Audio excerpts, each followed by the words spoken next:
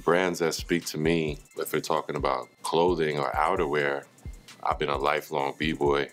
I grew up rocking Puma Clydes, City Pro Keds, PF Flyers, British Walkers, Wallaby Clarks. You know, the brands that speak to affordable style that you can rock in the street and not really break the bank. It wasn't really about it being expensive then as much as it was about all of us can only afford such and such a things. How am I gonna rock mine different than you? So, you know, all of those footwear brands, you know, brands like Levi's, Denim, you know, they've been around for eons. You know, you don't stick around as a brand that long if the product doesn't do what it's actually truly designed to do, which at the end of the day we hope is to last, right?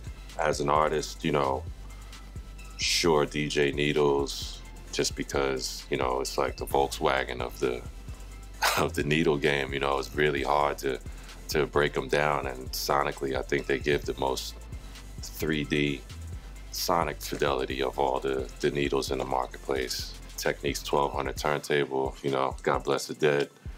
You know, Panasonic broke the mold, and that's done, but that's still the gold standard, man. You know, anything below a Techniques 1200, in my opinion, in a performance DJ capacity is subpar.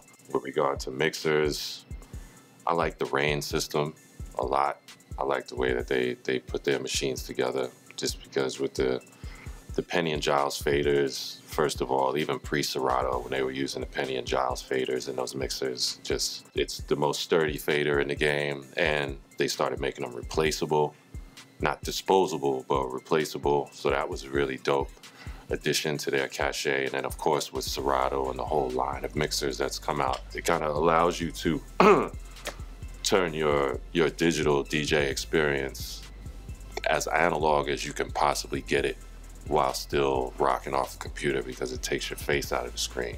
Beyond that, you know, New Era with the hats, Flat 50, brands like Supreme, Pata, Union, you know, just unique boutique brands that take the idea of what the average everyday cool kid looks like in the street and flips it on its ear and continues to evolve, you know, with time and stay relevant, where a guy like myself or you was rocking Supreme stuff 15 years ago. There's a kid 20 years younger than both of us that's copping all the newest Supreme stuff that in our age bracket we might not necessarily rock anymore. So again, it's this longevity, these things that last. Nike, Uptowns, ultimate basketball sneaker, ultimate cool out sneaker, ultimate crossover shoe. Adidas with the forums and them covering the range from soccer all the way over to hardwood games, and all of those things being able to apply to the street.